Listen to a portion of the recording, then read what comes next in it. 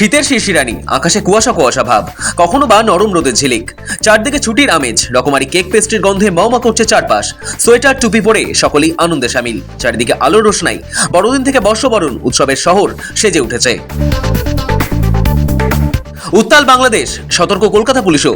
শহরের সমস্ত সংবেদনশীল এলাকায় বাড়তি নজরদারি, ভিড় সামলাতে 1500-রও বেশি পুলিশ মোতায়েন। পার্ক স্ট্রিট এলাকায় 4 থেকে 5টি ওয়াচ টাওয়ার, মহিলা পুলিশের বিশেষ দল উইনার্স এর নজরদারি। হোটেল, রেস্তোরাঁ, গেস্ট হাউসগুলিতে বাড়তি নিরাপত্তা। 27 ডিসেম্বর থেকে শুরু এসআইআর এর শুনানির কাজ। তার আগে বুধবার চলল মাইক্রো রোল অবজারভারদের বিশেষ প্রশিক্ষণ শিবির। একদিনে 2 দফায় চলে ট্রেনিং, উপস্থিত ছিলেন সিইও। সোমবারই নেতাজি ইন্ডোরে কর্মী সভা থেকে মমতা বন্দ্যোপাধ্যায় অভিযোগ করেছিলেন, রাজ্যের সঙ্গে আলোচনা না করে অবজারভার নিয়োগ করেছে কমিশন। যদিও সেই অভিযোগের ব্যাখ্যা দিয়ে দিলেন সিইও। সাফ জানান, মাইক্রো অবজারভাররা সকলে এ রাজ্যে কর্মরত। সবই যেটা মাইক্রো অবজারভার আমরা নিয়েছি এই স্টেটে কাজ করছে, সেটা সব এসওপি আছে, ওখানে যখন কাজ করবেন এই আরও কাছে আছে, সব আছে, ওটা এসওপি মাধ্যমে কাজ হবে। নজরে 26-এর বিধানসভা নির্বাচন। নতুন বছরের শুরুতেই বড় বৈঠকে নির্বাচন কমিশন। আগামী 5ই জানুয়ারি বৈঠকে থাকবেন রাজ্যের মুখ্য নির্বাচনী আধিকারিক মনোজ আগরওয়ালও। কেন্দ্রীয় বাহিনী সহ একাধিক বিষয়ে আলোচনা হতে পারে। কোন পদ্ধতিতে নির্বাচন হবে, কতটা কড়া সুরক্ষা বিধি থাকবে, এই বিষয়গুলিও উঠে আসতে পারে বৈঠকে।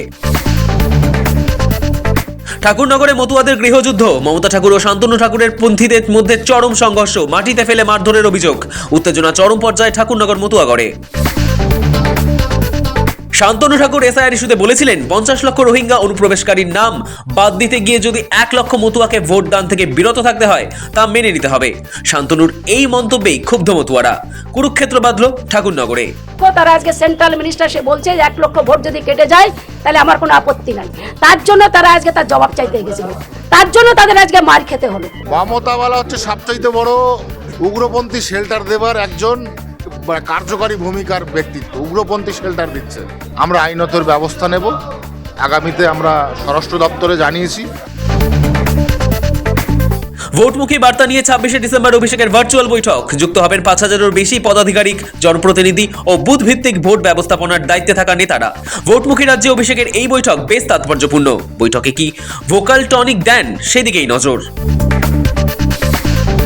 বর্ষা শেষে বঙ্গ সফরে অমিত শাহের সফরে বাইক বাহিনীর শক্তি প্রদর্শন। কলকাতায় 5000 বাইকের কনভয় পরিকল্পনা বিজেপির।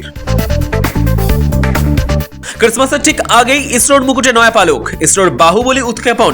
ভারতের সবচেয়ে শক্তিশালী এই রকেট LVM-3, যাকে বাহুবলী নামেই বেশি চেনেন সবাই। ইসরোর এই মিশন সফল হলে মহাকাশ থেকে ইন্টারনেট আসবে স্মার্টফোনে। ফের কলকাতায় তাপমাত্রা নামলো 15 ডিগ্রির নিচে। বছরের শেষে জাকিয়ে শীতের সম্ভাবনা রাজ্য জুড়ে। ফের নামতে শুরু করেছে পারদ, জানালো হাওয়া অফিস।